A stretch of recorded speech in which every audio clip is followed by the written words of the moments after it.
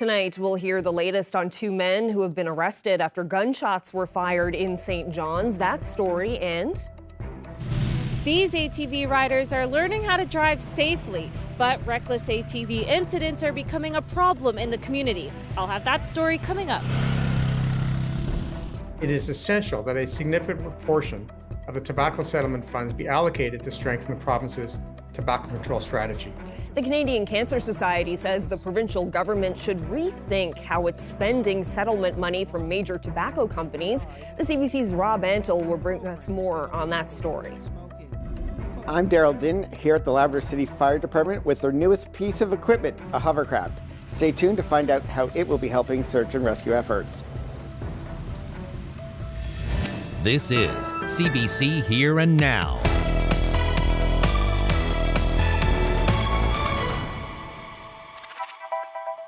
Good evening and welcome to Here and Now. Two men are facing a long list of charges following a shooting in St. John's. RNC officers on a routine patrol heard multiple gunshots on Friday afternoon and responded to a home on Brazel Street. The RNC says officers found a vehicle that had been shot near an apartment building. Police believe this was a targeted attack and say two men have been taken into custody following the incident. In the course of that investigation, the investigators did locate a suspect who fled on foot, and in the course of that essentially chase on foot, the individual did drop a handgun, which was located by police dog Cabot, and that individual was taken into custody shortly after that event. Well, staying with the RNC, officers found a man and a woman dead in a Mount Pearl home over the weekend. Early Saturday evening, the RNC responded to a 911 call and found the bodies inside the home. Police say the deaths are not suspicious and no further details are available. The RNC says the incident is under investigation by its major crime unit and the medical examiner's office. In other news, the province has decided how a massive legal settlement with tobacco companies will hit the books and cut this year's deficit. CBC's recent reporting about that decision sparked controversy and a series of fiery exchanges in the legislature. But now there are questions about what happens when the money begins to flow and what the government plans to do with it. The CBC's Rob Antle has the details. There's big money coming from big tobacco, and some big decisions for the provincial government about how to spend it. The province is set to receive $500 million over the next couple of decades from the settlement of a long-running lawsuit, and anti-smoking advocates are weighing in with their take on how some of that cash should be used. Tobacco remains a leading preventable cause of disease and death in the province, and it is essential that a significant proportion of the tobacco settlement funds be allocated to strengthen the province's tobacco control strategy. We'll be advocating that some of that money is certainly invested into our department, into our programs, and into the many things that happen here in the department to continue to support healthcare in Newfoundland and Labrador. The Cancer Society is calling for an increase to the minimum age for tobacco and cigarettes from 19 to 21, something PEI has already done. Programs to help people quit smoking, a focus on youth prevention and youth vaping.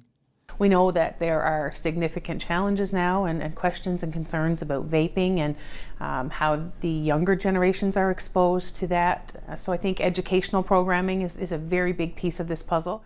But that puzzle hasn't been put together yet. A number of different measures under consideration, but not finalized. It'll be a big discussion throughout the whole government.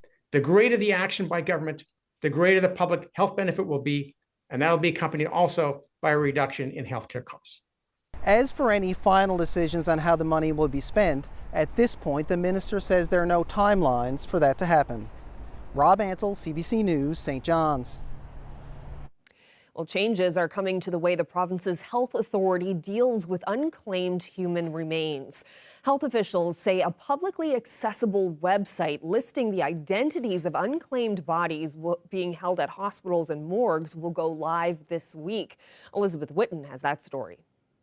More than 4 months ago, the provincial government empowered the Newfoundland and Labrador Health Services to bury unclaimed remains. It has yet to bury a single body. Chief Operating Officer of the Eastern Urban Zone, Ron Johnson, says that's about to change. I think the new regulations and the processes in place, the new facilities, all of it together, we should be able to do this better and quicker. According to legislation, the health authority has to look for next of kin for 2 weeks. Then they have to post the person's identity to a dedicated website for 5 days. This week as well, our website will be up and running where we'll actually post the unclaimed remains as per the legislation. Johnson adds a tender is out for a funeral home to partner with to bury those bodies. It closes on June 10th, and he says it will be awarded within days. And then we can do a proper burial that's, with dignity and respect. As of Monday morning, Johnson says there are 26 bodies in storage. That's about the same number initially reported in March of last year. But Johnson expects that with the legislation in effect, they won't have a buildup of unclaimed remains again. Elizabeth Witten, CBC News, St. John's. Well, there was a sentencing hearing today for a man who abducted a 14-year-old girl in 2023 and sparked a rare Amber Alert. 74-year-old Wilbur Crockwell admits he planned for his former stepdaughter to leave Newfoundland and move to New Brunswick with him. And for that, the Crown prosecutor wants him to serve 12 months in jail. The defense lawyer countered with between 8 and 14 months house arrest. The Crown and defense also submitted a joint recommendation of 8 months house arrest for co-accused Aaron Bast. Judge Jacqueline Brazel will give her decision in August.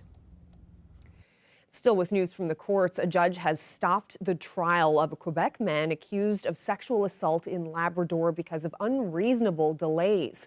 The decision came down last week at provincial court in Wabush. The man had been accused of assaulting a Labrador woman. Charges were filed in 2022. The judge found that it had taken too long to get the case to trial, exceeding guidelines set out by the Supreme Court of Canada, and stayed the proceedings.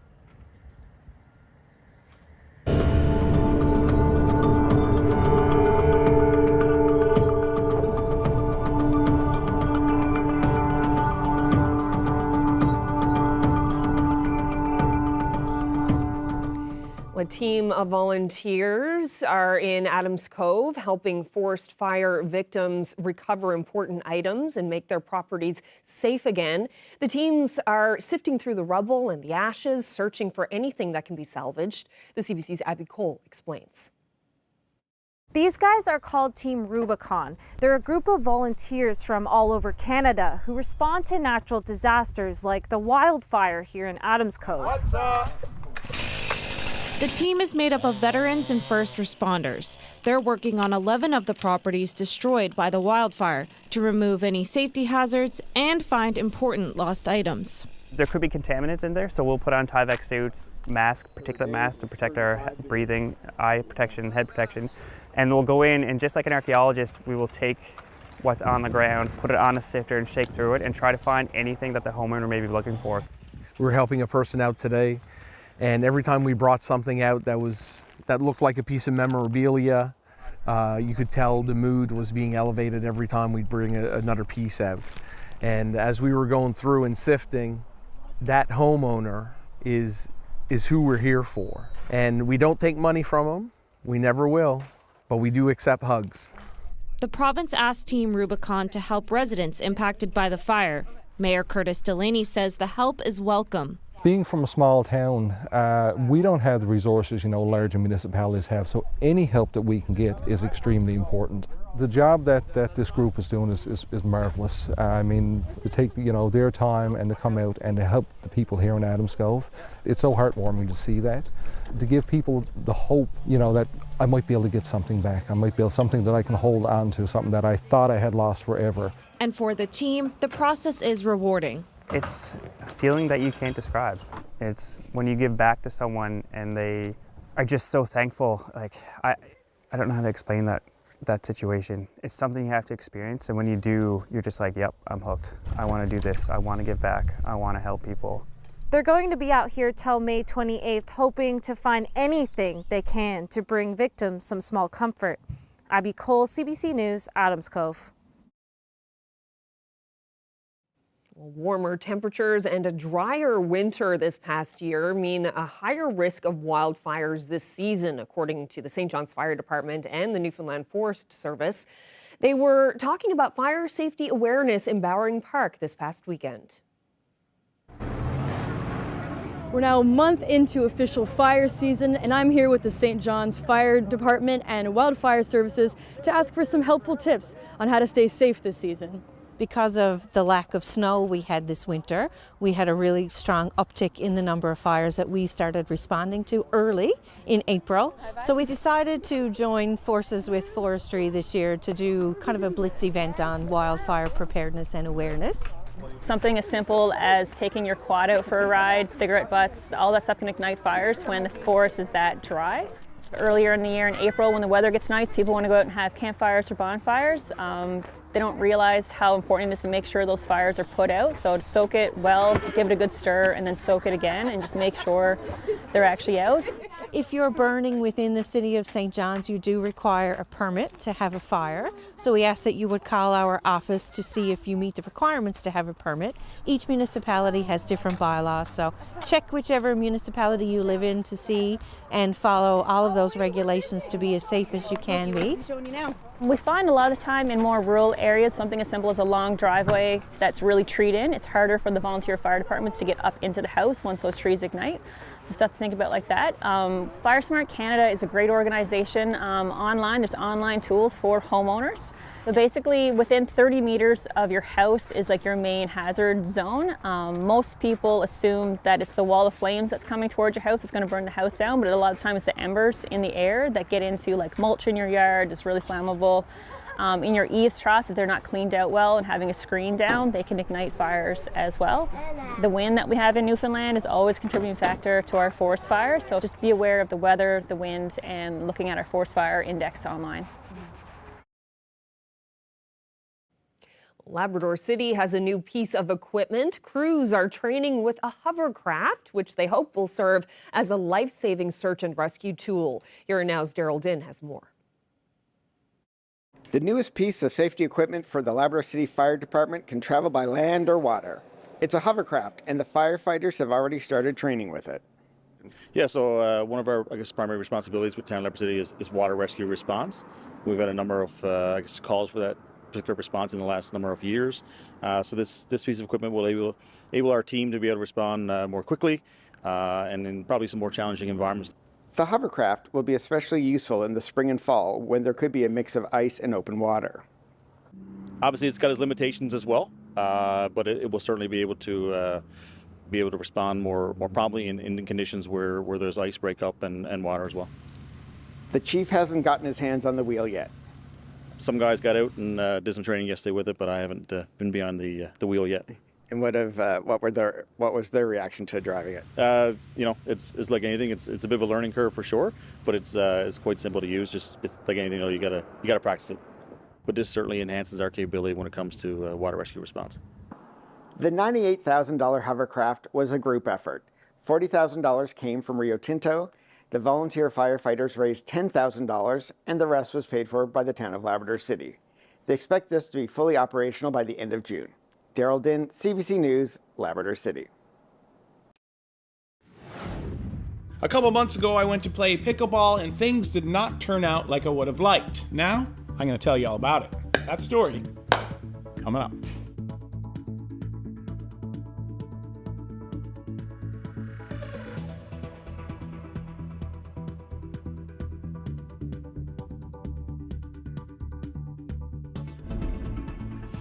Well, we've got a nice big ridge of high pressure, especially up across Labrador and starting to sink south across the island too, leading to some beautiful weather today.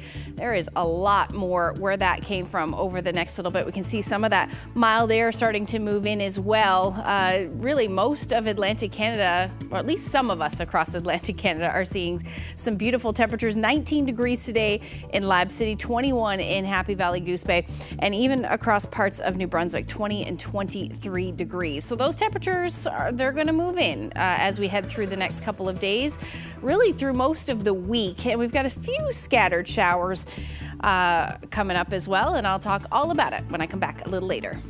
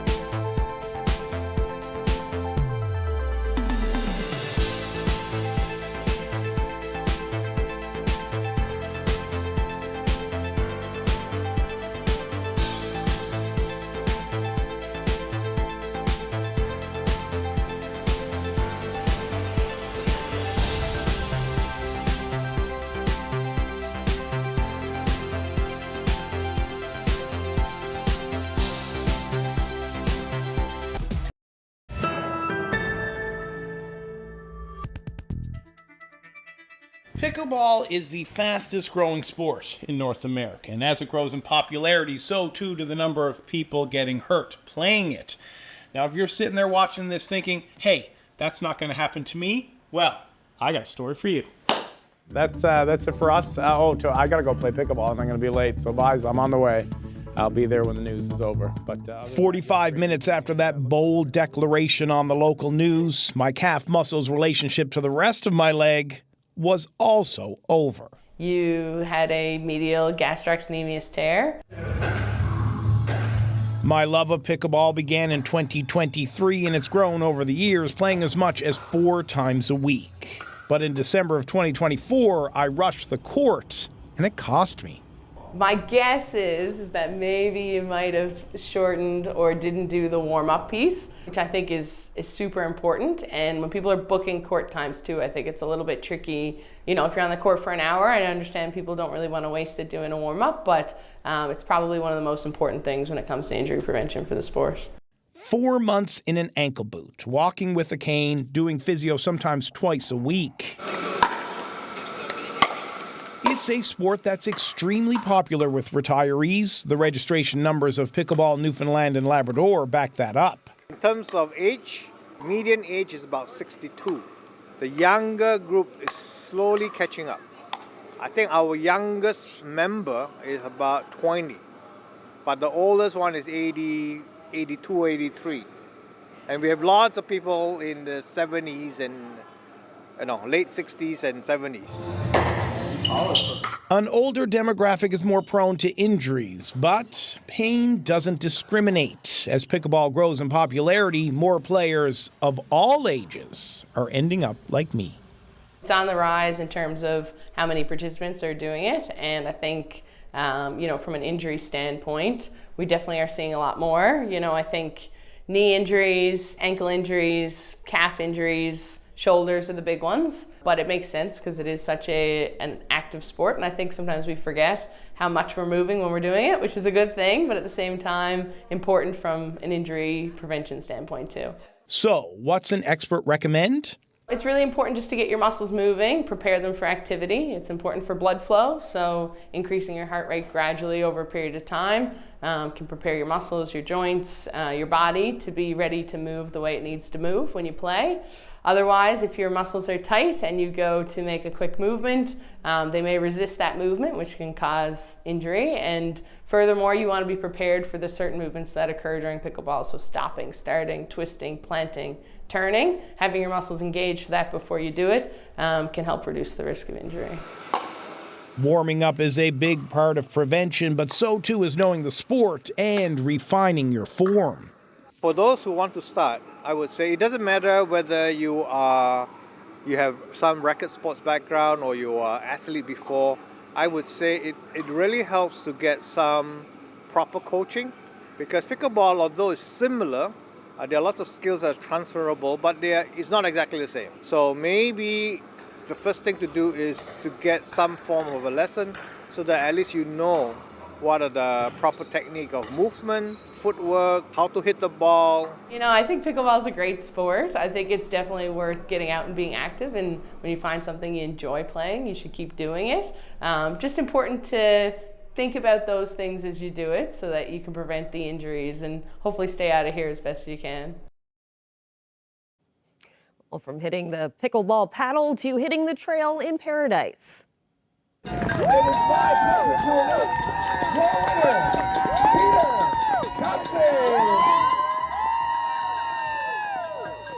Well, 194 runners braved the rain, drizzle, and fog this weekend to compete in the Paradise Backyard Ultra. Competitors had 1 hour to complete each lap of the 6.7-kilometer track and then do it again every hour until they couldn't run anymore.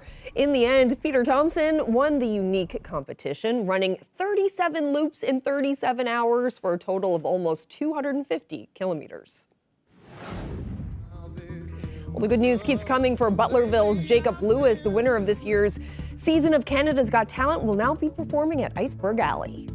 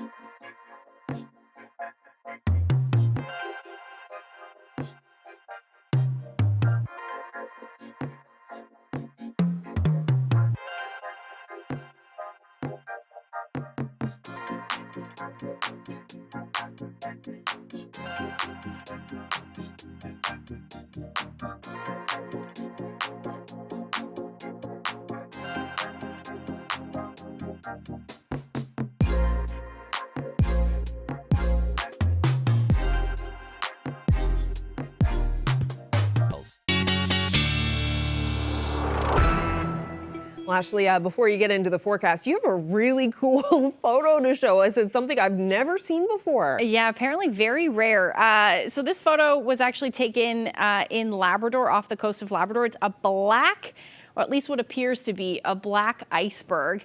And apparently the dark color is likely from the sediment that's been scraped off of some underlying rocks on land, or it could even come from the rocks or debris that fall onto the ice and could potentially even get scooped up by the ice and then crushed as the glacier continues to flow. So yeah, very interesting, very rare. Yeah, great shot. Wow. It's very interesting. Very, very interesting. Yeah. It has been already a banner year for icebergs. Let's take a look at what's going on out there for as far as the weather systems go. A beautiful day to see the icebergs too as well, thanks to an area of high pressure along with a trough that is sparking a little bit of cloud cover, or we're starting to get some cloud cover rather from that. And then we've got an area of low pressure just to the south of the Avalon, and spinning around that are a few showers as well. Most of the mild air is moving in across Labrador, some areas across the island seeing that as well. Not nearly as warm, but anywhere from 19 to 21 degrees from central Labrador through to the western portion. So a lovely day. You should be sitting normally around 13 degrees this time of year. A little cooler though for the west coast of the island. The hot spot today was in Deer Lake at 18 degrees. Otherwise, still dealing with onshore flow along the northeast coast, so those temperatures are a lot colder. So even though we're seeing some brilliant blue skies for Twillingate area, your temperatures are certainly a little cooler, sitting around 6 degrees. Now, the good news is, if you like warm temperatures, that we will see a lot more of that as we head through the next couple of days. Starting to see some of that milder air potentially in the mid-20s by the time we get into Thursday for parts of the island, and even up across Labrador as well. And this mild air, this mild stretch of air with these southerly winds are going to stick around all week. So we will see these mild temperatures continue as well. Now, those of you that are along southern areas of the island, obviously your temperatures will only be sitting in the single digits thanks to that onshore flow. And that's where you're sitting right now, anywhere from 4 to 8 degrees across most of the south coast, and then again along the northeast coast, about 2 degrees in St. John's because of that onshore wind, but that will switch. And then still a beautiful evening. Happy Valley Goose Bay, 19 degrees, 18 still in Lab City. So taking a look at the satellite radar, we're seeing a little bit of cloud cover in the west. Otherwise, brilliant blue skies. Same thing for the west coast. And the cloud cover will continue to move off as we head through tonight. We're still seeing the chance of a few showers over the next couple of hours, but once that heads south, things will clear out. And that's exactly what the future tracker is showing. We'll likely still see a bit of coastal fog. That won't be going away anytime soon. And then maybe even on the west coast, we'll see that develop as we head into tomorrow morning as those winds become a little bit more onshore for you. But overall, temperatures tonight will be hovering near or even a little bit above zero for most, with the exception of low-lying areas through central. You'll likely hang out around -1 tonight. Most of us seeing those light winds, with the exception of the north coast. They'll be gusting upwards of about 20, maybe 30 kilometers per hour tonight. Into tomorrow, other than, again, some coastal fog for the west coast, potentially south coast of the island as well, it should be a beautiful day. Coastal areas of Labrador, though, still going to see some cloud cover at times through the afternoon. We may see a few lingering showers along the south coast of the island. And then up across northern portions of Labrador. But other than that, it should be a beautiful day. Those showers will work their way further south as we head through tomorrow night and into early Wednesday morning. But that is really about it. Take a look at your temperatures tomorrow. 10 to 15 degrees for most, with the exception of central between 15 and 20 degrees. Away from that onshore flow, though, if you are in onshore winds tomorrow, they'll be light, but they'll still likely be a little bit more on the cool side, with your temperatures likely reaching only the single digits. Those winds will be out of the northwest. For those of you on the west coast, between about 20 to 30 kilometers per hour. Labrador, 19 to 23 degrees, and with the exception of the north coast, you're looking at single digits and about +9 with some rain. And again, winds will pick up out of the northwest. They'll be gusting upwards of about 60 kilometers per hour late in the day. So I'll have a long-range forecast. That'll be a little later in the show. Thanks, Ashley. Well, for the first time, the head of the province's health authority says there is now a plan to close the Waterford Hospital. Dr. Pat Parfrey says the 170-year-old facility will close when the services still provided there, like blood collection, are moved to new locations. The services that are present at the Waterford are outpatient services, and when we get an appropriate accommodation for community-based services, then they'll move out of there, and then the hospital will close. And that space has been looked for. There's a plan to build a health and wellbeing centre, a downtown health and wellbeing centre on the site of the old Grace Hospital. That plan is in discussion for being built. That will contain those outpatient services from psychiatry, along with step-down services, beds for step-down services for psychiatric patients, and a detox centre and the capacity to be able to deal with issues that arise from addictions as well. Well, meanwhile, NL Health Services is also hammering out a plan to address the bed shortage in hospitals and long-term care facilities. Parfrey says part of the solution will be preventative care that keeps people out of hospitals, but the plan will also require healthcare facilities to have more beds. He says the current bed shortage is due to the province's aging population. We have an aging population. We've gone up by 25% in the last decade of seniors, and we're going to go up by 25% in the next decade. We have the same number of beds now as we had 20 years ago. So it's not in the slightest bit surprising that we're running into problems in terms of people coming to emergency rooms, being admitted to hospital. The need for the hospital beds is driven by people getting old and fragile. Well, in other news, the RNC is warning of a rise in dangerous ATV incidents. Now police want parents to step up. The CBC's Abby Cole has that story. These ATV drivers are in a training course, learning to drive safely. But the RNC say dangerous ATV incidents are on the rise. As of late, we've had multiple reports related to significant property damage, life-threatening scenarios. Just last week we laid charges in connection with an ATV collision involving a young person who was struck while getting off a school bus. On May 9th, RNC say a 14-year-old on an ATV hit a child passing a stopped school bus. The driver fled the scene, and he and a parent have since been charged. The town of Paradise has also seen incidences of property destruction. Paradise Park is torn up. One of our soccer fields at one time got torn up by ATV use. That is destruction of public property. That's no sense in itself. These vehicles are everywhere in Paradise, all over, and traveling on the streets, on the trailways, dangerous to pedestrians and cyclists. It's becoming a more of a problem. The rules are drivers under 16 must have adult supervision.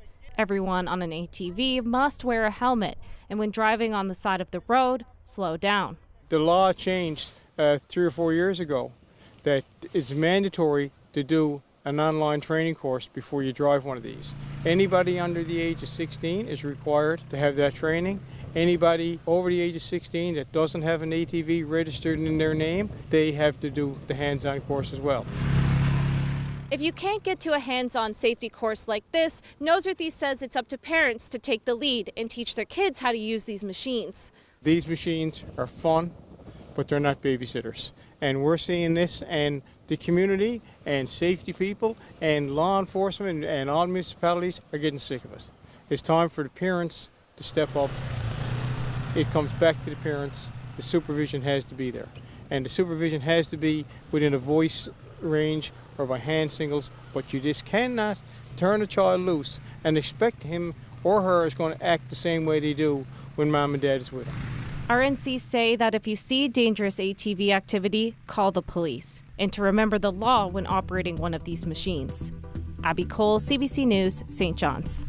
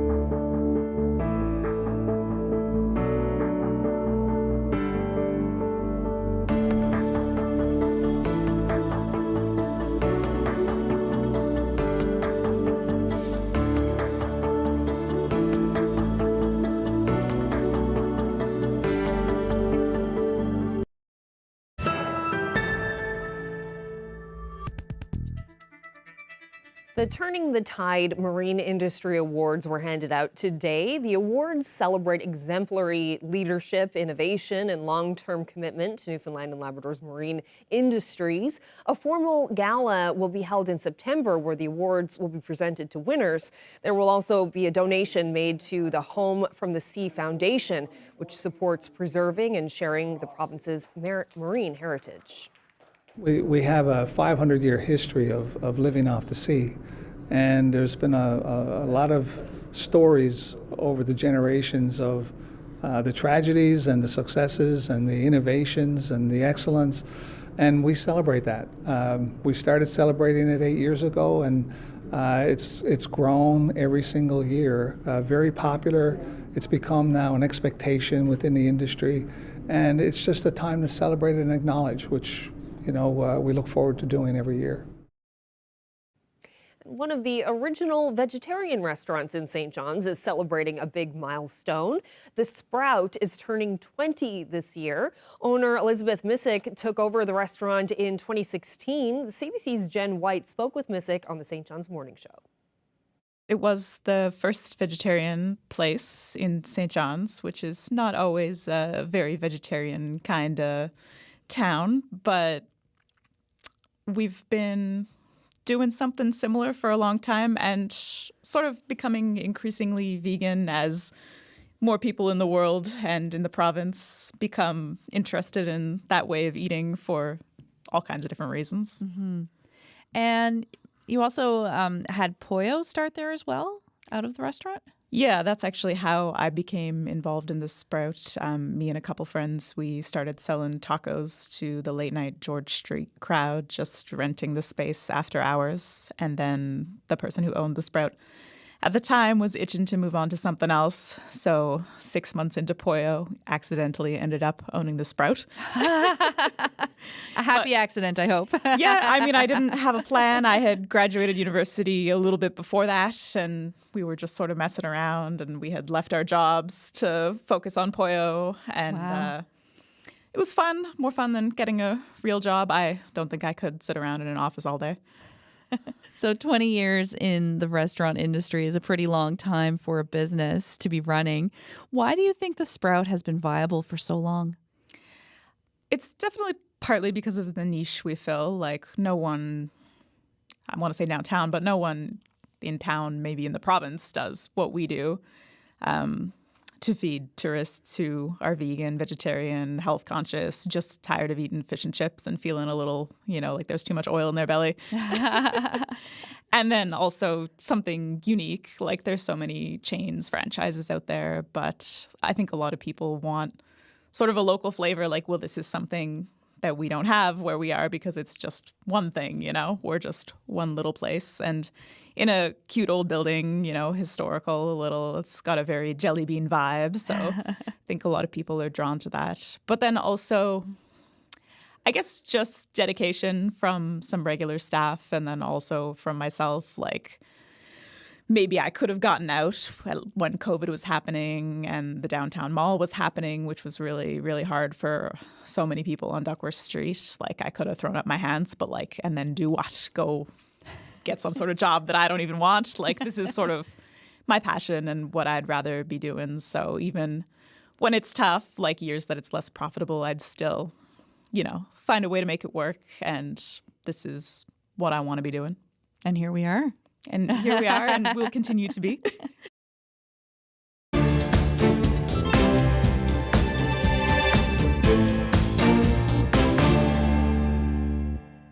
Well, King Charles III and Queen Camilla have arrived in Canada, touching down in Ottawa to kick off a historic royal tour.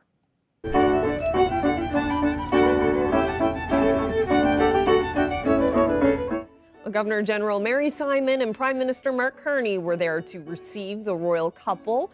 On Tuesday, Charles will deliver the speech from the throne in the Senate to launch the 45th Parliament. The event serves as an anchor for Charles's first trip to the country as king. The visit aims to underscore Canada's sovereignty amid tensions with U.S. President Donald Trump. When our RCMP officer originally from this province will have a prominent role tomorrow as King Charles and Queen Camilla travel in a ceremonial procession to deliver that speech.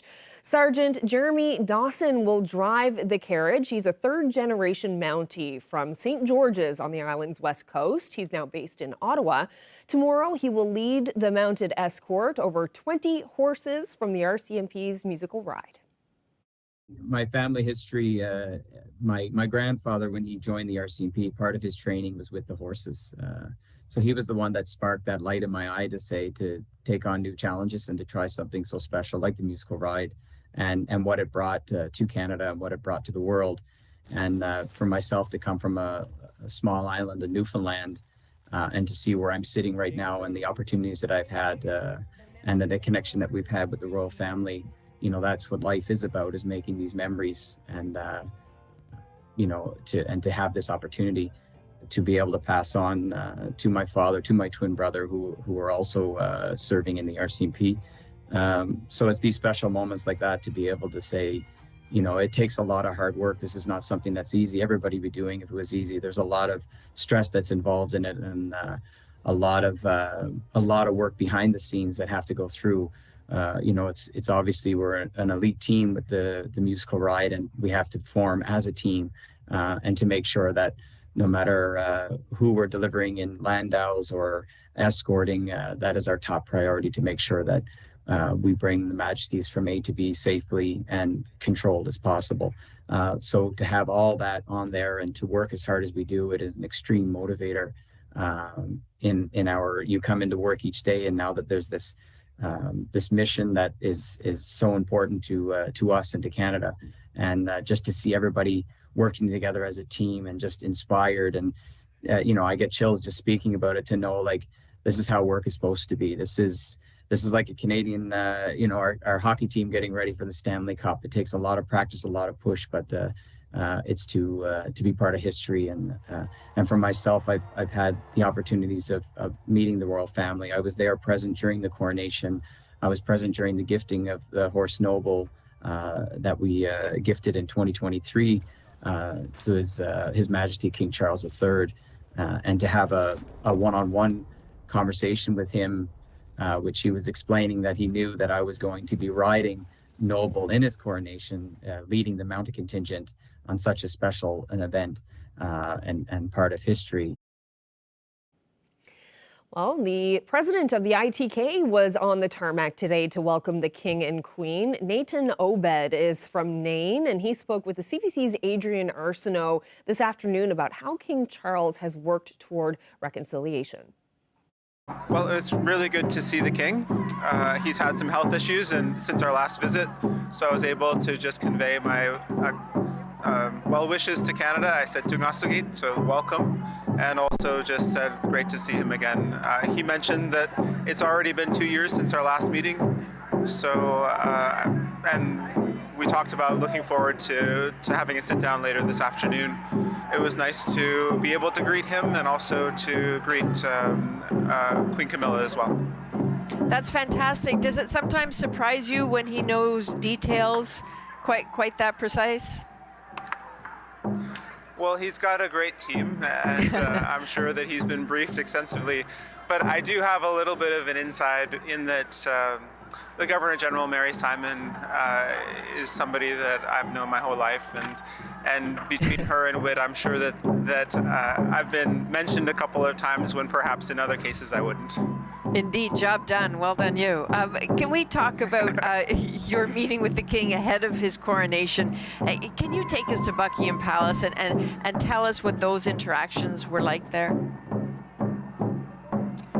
Well, at the time, it seemed like a really exceptional moment to be able to put reconciliation and Indigenous people's issues at the very front of the King's new agenda. And he's pledged to work on reconciliation. He's somebody that's been an advocate for climate change. And so to be able to be there around coronation and talk about what that might look like and put the positions that Inuit have forward was a remarkable opportunity that we had.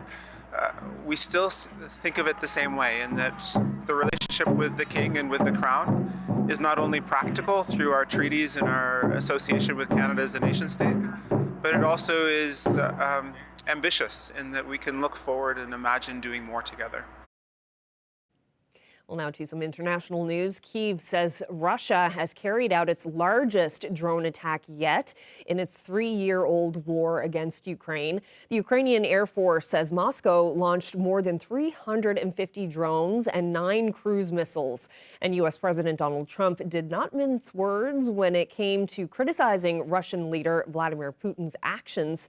Willem Marx reports. There was some intemperate language from the US president responding to questions from journalists in the wake of the latest devastating attacks on Ukrainian cities, including the capital, Kyiv. I'm not happy with what Putin's doing. He's killing a lot of people, and I don't know what the hell happened to Putin. I've known him a long time, always gotten along with him. but he's sending rockets into cities and killing people, and I don't like it at all, okay? We're in the middle of talking, and he's shooting rockets into Kiev and other cities. I don't like it at all. I don't like what Putin is doing, not even a little bit. He's killing people. And something happened to this guy, and I don't like it. President Trump took to social media following that outburst, describing President Putin, who he'd known for a long time, as having gone absolutely crazy and warning this behavior, if it continues, could lead to the downfall of Russia. He also voiced some criticism for President Zelensky of Ukraine, saying that he needed to watch what he said because his words were creating problems. The Kremlin responded to this outburst by describing President Trump's words as an emotional overload and saying that the Russian presidency, as well as the Russian people, were grateful for the American president's intervention in kickstarting negotiations.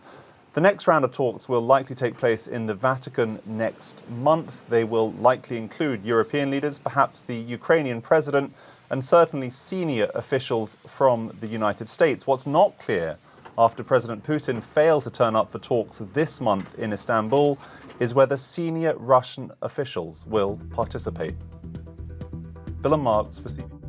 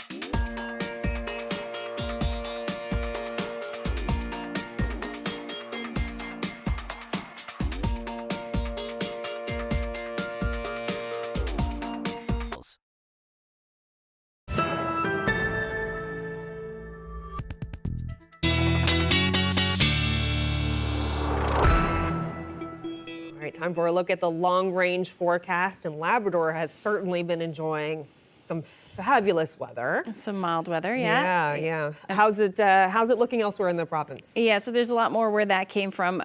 We're going to see a bit of unsettled weather, though, with it, which is good, though, because we always will need the rain. But let's take a look at what's going on as we head through Tuesday night and into Wednesday morning. So we'll see a little bit of a trough move through. That's going to bring the chance of some showers up across parts of Labrador. Eventually, the west coast by the time we get into Wednesday morning. And then some of those showers will work their way through central and eventually eastern areas of the island through the day as well. Now, I do think there'll be a little bit more sunshine than what's showing here, but we'll certainly see that chance of showers through the afternoon hours and into the evening. But temperatures are going to be mild. Mid to upper teens expected for most of the island. Northern Peninsula, you'll barely get into the double digits, but about 11 or 12 degrees through the day. And then we have those temperatures between 17 and 21 for central and western portions of Labrador. Towards the coast, though, you're looking at daytime highs sitting in the single digits. Now, as we head into Thursday morning anyway, we'll likely see the sunshine again through the day, but we're going to hang on to some of those cooler temperatures for coastal areas of Labrador. And also, don't be surprised to see a few flurries in the mix there as well as we head into the afternoon. Otherwise, plenty of sunshine across the island. Again, maybe a few cloudy periods and then some more clouds moving in late day. But this is when we should see the warmest temperatures through parts of central. Mid to, well, low to mid 20s are likely possible. We may see those temperatures a little bit warmer than that. But even for the west coast, you're looking at temperature near 22 degrees. Southern areas of the island in the teens as well, including the Avalon. 19 degrees should be the daytime high. We are going to hang on to single digits, though, for the northern peninsula along coastal areas of Labrador. Again, about 4 degrees for Nain with that chance of some wet snow in the mix there. Late day, though, you're looking at that completely changing over to snow with temperatures for Lab City and Happy Valley Goose Bay sitting around 22 degrees. Now, the long range forecast, teens, lots of them. But by the time we get into Friday and Saturday, it will be a bit more unsettled with the chances of showers in the mix there for St. John's and eastern Newfoundland. Very similar forecast, at least Friday night, with some showers possible for central Newfoundland, and then morning or evening and morning showers for Friday and Saturday for western Labrador. Again, temperatures will be into the 20s. And then for eastern Labrador, you're looking at temperatures in the 20s as well. Take a look at that, mid 20s even potentially, but some showers will be in the forecast for your Friday. And then for western Labrador, you're also looking at some temperatures in the teens, though, with some showers by the time we get into the weekend. Our weather photo today taken in Marystown. Great shot of the evening sunset there. Thank you so much for that, Julie. If you have any weather photos, you can share them with us at nlphotos@cbc.ca. Oh, it's a fabulous photo. Thank you for that, Julie. Some really nice weather on the way. It seems to be taking a turn. For now. Yeah, because we were in that like colder pattern for a while, so that seems to be changing. It will move back in, though, eventually, at least for Labrador. Yeah. But that's in the future. Okay. We'll deal with that later. Enjoy the nice weather while we can. Exactly. All right, well, that's it for us. Thank you so much for spending part of your evening with us. Good night.